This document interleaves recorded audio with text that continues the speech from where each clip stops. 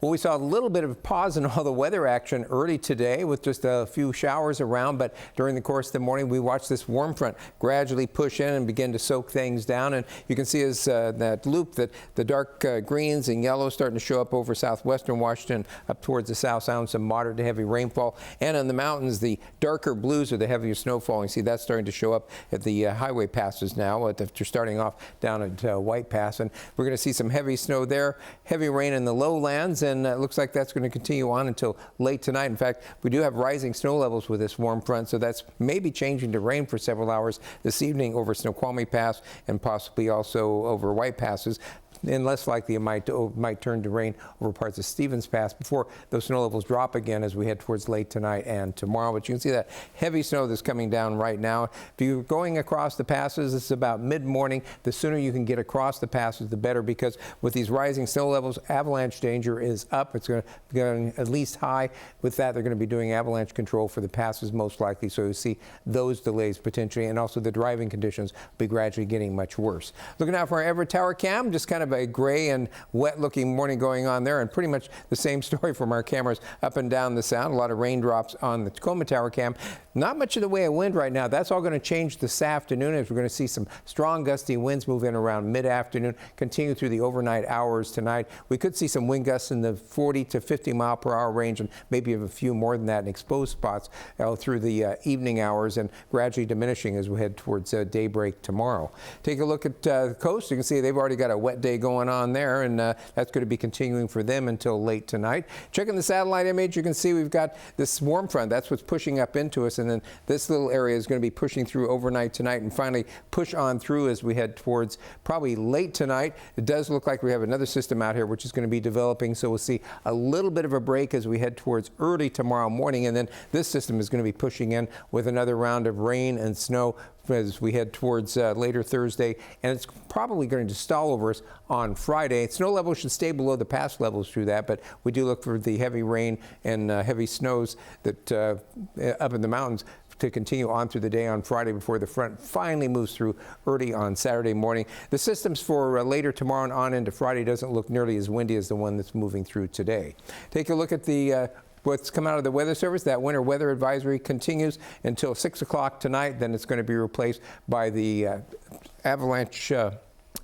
It'll be replaced by the blizzard warning that's headed our way. But checking that 7-day forecast, you can see we're in first alert mode Wednesday, Thursday, and Friday with this continuing series of storms headed our way. They should finally begin to wrap up. We'll see decreasing showers and some clearing Saturday, maybe a dry day Sunday before some mild and wet weather moves in to start off next week. First alert weather again until early Saturday morning because of all this weather that's going to be moving through.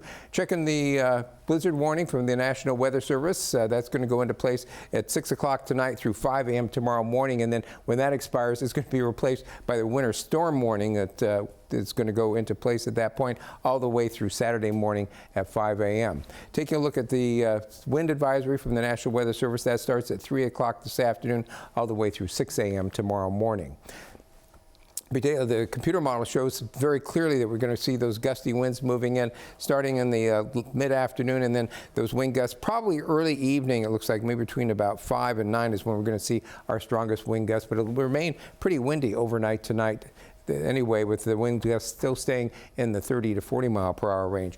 Now a little bit of a let up in the snowfall up in the mountains. This morning at 8 noon reported at Baker, 5 for Stevens, 3 for Snoqualmie, 1 for Crystal, and 4 for White Pass. But we're going to see that snow increase today, and the part of it's going to come as rain, so it's going to really depend on your elevation how much snow you're going to get. Right now you can see it's starting to get snowier there. Let's check at mid-morning. Traction tires advised, but I think that's going to be changing very rapidly now.